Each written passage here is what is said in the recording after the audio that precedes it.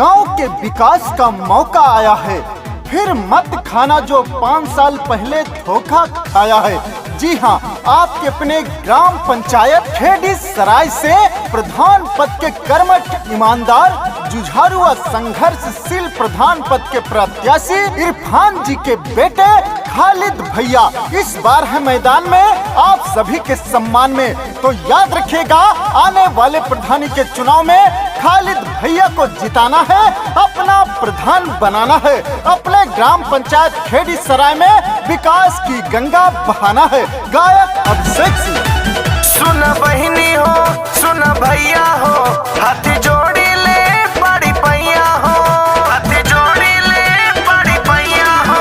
सुन बहिनी हो, सुन भैया हो, हाथ जोड़ी ले बड़ी पैया हो। ग्राम पंचायत खेड़ी सराय का मिलके भाग जगाना है।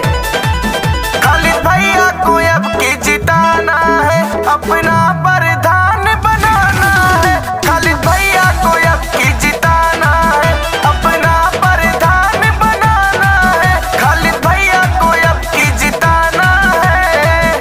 बुजुर्गों की आराम करने की बारी है, क्षेत्र की तरक्की अब युवाओं की जिम्मेदारी है। जी हाँ, आप सभी युवाओं भाइयों से यही कहना है कि अपने गांव का विकास कराना है, अपने गांव में तरक्की लाना है।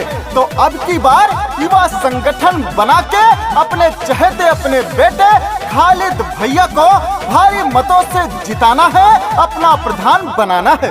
बहकावे में किसके नयाना है, सत भैया का मिलके निभाना है, भैया का मिलके निभाना है। बहकावे में किसके नयाना है, सत भैया का मिलके निभाना है। जीत के भैया गाँव में खुशियाँ लाएंगे, ग्राम पंचायत को अपने ये चमकाएंगे। जात पात का भेद भावना सबको गले लगाना है। खालिद भैया को अब की जिताना है, अपना प्रधान बनाना है। खालिद भैया को अब की जिताना है, अपना प्रधान बनाना है। खालिद भैया को अब की जिताना है। अपनी तिजोरी तो हर कोई भरता है, ऐसा प्रधान चुनो जो गांव के लिए कुछ करता है।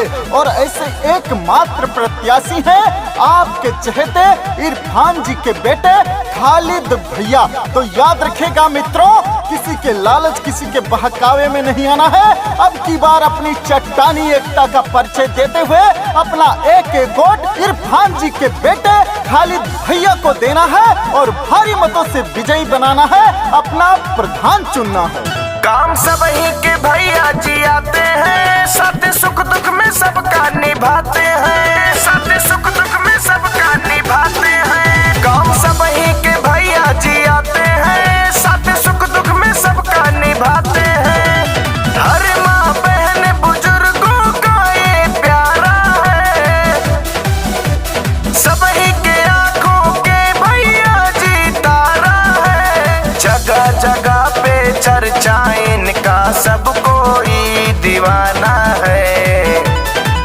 खालिद भैया को अब की जिताना है, अपना प्रधान बनाना है। खालिद भैया को अब की जिताना है, अपना प्रधान बनाना है। खालिद भैया को अब की जिताना है। स्वभाव अपना विकासशील है, समय के साथ सोच गतिशील है। हर गरीब की आवाज के लिए आप सभी से वोट की अपील है। ये कहना है आपके चहेते, आपके बेटे खालिद भाई, ग्राम पंचायत खेड़ी सराय। तो याद रखिए, अब की बार घर घर जाके यही बताना है कि अपने प्रधान पद के कर्मठ, ईमानदार, जुझारू प्रत्याशी खालिद भैया को भारी मतों से विजयी बनाना है। सबने मिलके यही अब की ठाना है, विजय रथ पे भैया को बिठाना है, विजय रथ पे भैया को बिठाना है। सबने मिलके यही अब की ठाना है, विजय रथ पे भैया को बिठाना है।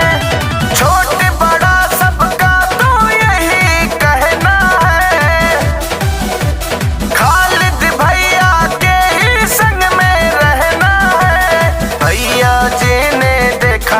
अपना मिलके अब की सजाना है। खालिद भैया को अब की जिता